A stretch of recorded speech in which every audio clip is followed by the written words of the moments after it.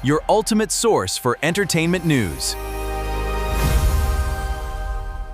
Welcome to LMTV PH. Make sure to hit that subscribe button and click the notification bell to keep updated on our latest videos. Isang malaking balita ang yumunig sa mundo ng telebisyon ngayong linggo. Opisyal nang inanunsyo ang pagpapatuloy at pagpapalawak ng partnership sa pagitan ng TV5 at ABS-CBN. Ito ay isang milestone na talaga namang inaabangan ng mga manunood dahil sa muling pagsasanib puwersa ng dalawang dambuhala sa industriya ng media.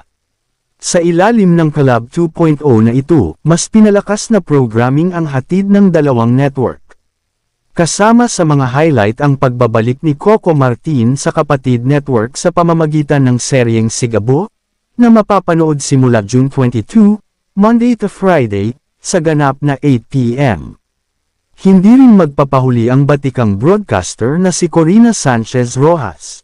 Ang programang Face to Face with Ate Coring ay magkakaroon ng mas malawak na reach dahil simula June 29, mapapanood na rin ito sa iba't ibang platforms ng ABS-CBN, tuwing weekdays, 11 a.m.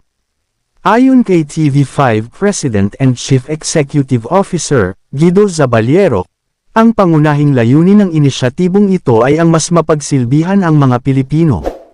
Aniya, this initiative provides Filipinos, both kapatid and kapamilya, with more platforms to enjoy quality stories and experiences. Binigyang diin din ni Zabaliero na sa patuloy na pagbabago ng media landscape sa bansa, nananatiling magkasangga ang dalawang organisasyon para sa isang mahalagang layunin, ang pagpapatibay ng makabuluhang koneksyon sa mga manunood sa pamamagitan ng mga kwentong nagbibigay impormasyon, nagbibigay aliw, at nag-uugnay sa bawat Pilipino.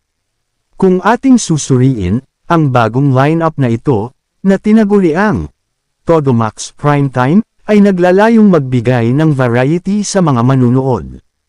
Simula June 22, bukod sa Sigabo sa 8 p.m., susundan ito ng A Secret in Prague sa 8:45 p.m., at My Best Friend Eman sa 9:30 p.m. Kapansin-pansin din ang pagbabago sa time slot ng My Best Friend Eman, na ililipat sa hapon simula sa buwan ng Hulyo, base sa ipinalabas na anunsyo. Ito ay nagpapakita lamang ng flexibility ng dalawang networks na i-adjust ang kanilang programming base sa pangangailangan at kagustuhan ng mga manunood. Ang partnership na ito ay hindi lamang basta negosyo. Ito ay isang strategic move upang masiguro na ang dekalidad na content ay makakarating sa mas maraming tahanan. Ang pagsasama ng mga talents at resources ng ABS-CBN at TV5 ay nagbubukas ng pintuan para sa mas creative at mas malawak na storytelling na tunay na tumatatak sa puso ng mga Pilipino. At dahil sa bigat ng balitang ito, naglabas din ng kanilang official statement ang LMTV-PH. Bilang isang platform na maituturing na True Red Kapatid supporter, mainit nilang tinanggap ang balita ng renewed collaboration. Ayon sa statement ng LMTV-PH, ang partnership na ito ay isang significant milestone for the Philippine media landscape.